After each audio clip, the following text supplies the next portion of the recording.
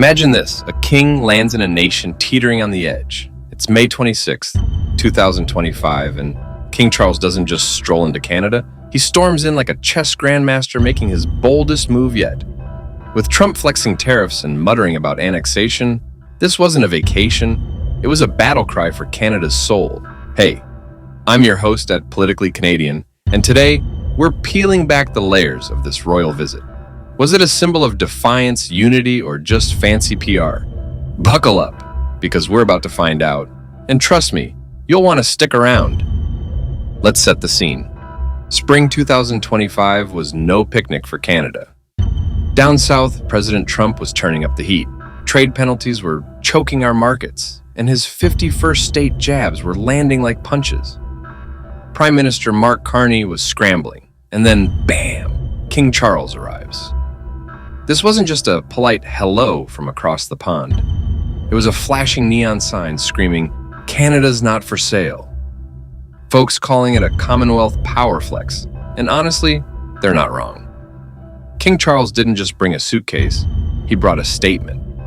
Now let's talk about the main event. On May 27th, Charles took the throne, literally, and gave a speech that hit all the right notes.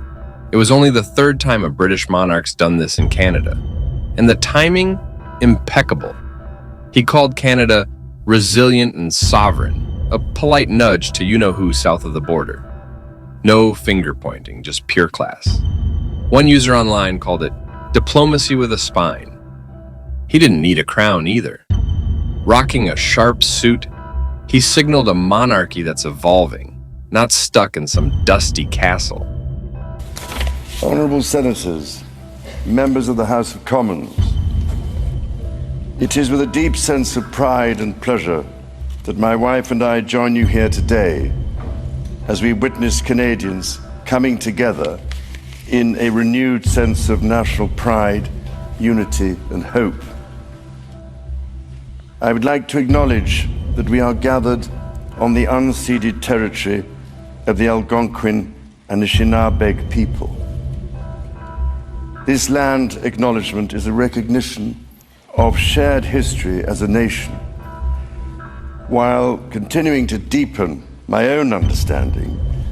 It is my great hope that in each of your communities and collectively as a country, a path is found toward truth and reconciliation in both word and deed. Every move Charles made was drenched in meaning. At Rideau Hall, he dug into the dirt and planted a tree. Simple, right? Nope. It's Canada growing, thriving, standing firm. Then, at the National War Memorial, he paid tribute to our heroes, linking their grit to our current fight. And the Indigenous welcome? Oh, that was gold. First Nations, Inuit, Métis, voices ringing out, showing the world Canada's heartbeat. One attendee told CBC, "It felt like the king saw us."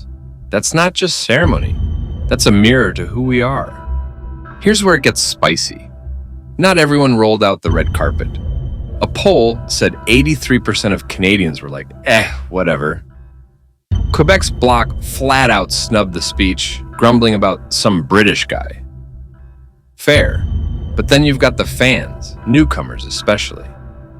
A Syrian refugee told me at a coffee shop, the king's visit made Canada feel solid, safe. Two sides of the coin, apathy versus awe. So, was Charles a unifier or just background noise? Hit the comments. I'm dying to know what you think. After 24 whirlwind hours, Charles jetted off, leaving us to chew on it all. Critics called it a fancy distraction, but others, like historian Carolyn Harris, saw it as a quiet flex of Canada's story. Did it stop Trump's tariffs? Nope.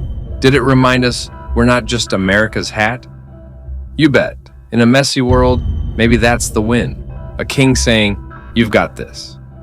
Plus, if it annoyed a certain orange-haired neighbor, well, that's just icing on the timbit, eh? So, there you have it.